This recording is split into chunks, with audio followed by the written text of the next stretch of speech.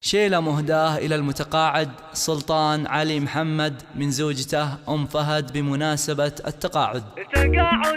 فقط وحصريا يا أبو فهد عسى حياتك سعيدة على ملكة الغناء، واليوم تبدأ في حياة جديدة.